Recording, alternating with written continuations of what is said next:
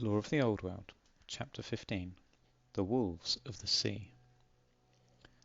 North of the Old World lies the land of Norsca, a cold and inhospitable realm of mountains and valleys, haunted by all manner of twisted beasts. Yet despite its perilous nature, Norsca is a populous land inhabited by hardy and adventurous folk, known by other nations as both canny merchants and bold explorers, and as fearsome warriors and ruthless pirates. Bordered to the south by the icy waters of the Sea of Claws, and to the north by the Kraken Sea and the Shadowlands of the Chaos Wastes, the Norscan Peninsula is a harsh and unforgiving land. To its east lies the southern arm of the Frozen Sea, and east of that, the great steppes of Kislev. To its west lies routes to all the seas of the world, an open invitation to the adventurous spirit of the seafaring Norscans. There are no major cities in Norsca, and the country is not ruled by a single king, nor governed by any form of central bureaucracy. Instead, each of the many tribes dominates their own region, maintaining a number of towns, villages, and stockades. Each of these is in turn governed by a chief, who answers only to their tribe's king or queen. These tribes are rarely at peace with one another, constantly raiding their neighbours' lands and holdings for resources, and it is common for smaller villages to be invaded, razed, and re-established within a single generation. Yet for all their warlike nature, Norscans will unify against a common enemy, and many times in history a tribal council has been called, whereby the kings and queens of the various tribes attempt to set aside their differences and unite in a shared cause. Typically, when such a council is called, it will be headed by a single ruler nominated from among those in attendance to act as a figurehead.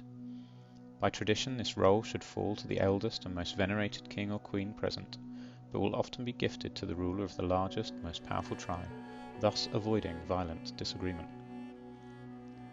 When the armies of chaos gather to invade the Old World, they count many Norscans among their number.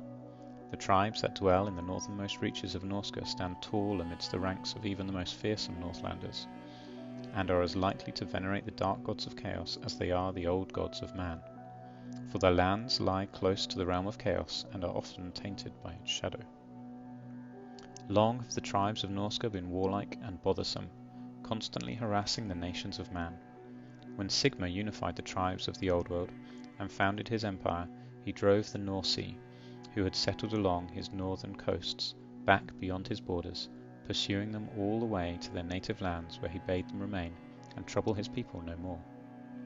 Unfortunately, threats of violence and retribution are taken as challenges by the warlike Norscans, and those that resist their raids with the most vigour are viewed as worthy foes and oft revisited.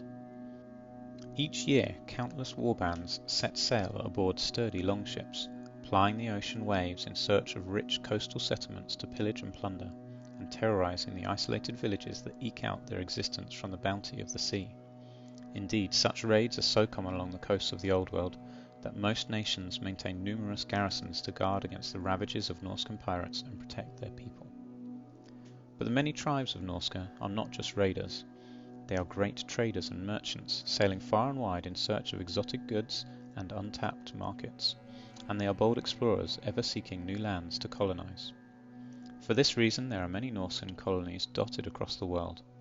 Most are peaceful places populated by travellers and adventurers that chose to settle in a more hospitable climate than the bleak, wind-swept mountains of their distant homeland.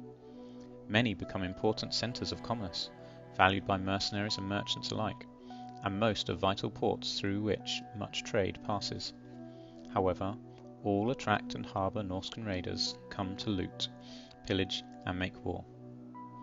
Add to this that many Norscans are touched by the mutating power of chaos, often displaying animalistic features or, in rare cases, being capable of shape-shifting, shedding their human form and taking on that of a beast. It is no surprise that Norscan colonies are seldom popular with natives. Consequently, most far-flung Norscan outposts are heavily fortified against aggression. Most such colonies can be found on the coast of the Empire, Britannia and Kislev, the largest of which include Ehrengrad in Kislev, Mannenheim in Nordland, and Skjoldholm in Britannia. Others survive in far distant corners of the world, many months sailing from the treacherous coasts of Norsca, in lands as far-flung as Lustria, Tilia, Araby, and, according to some, far Cathay, Kuresh, and Nippon.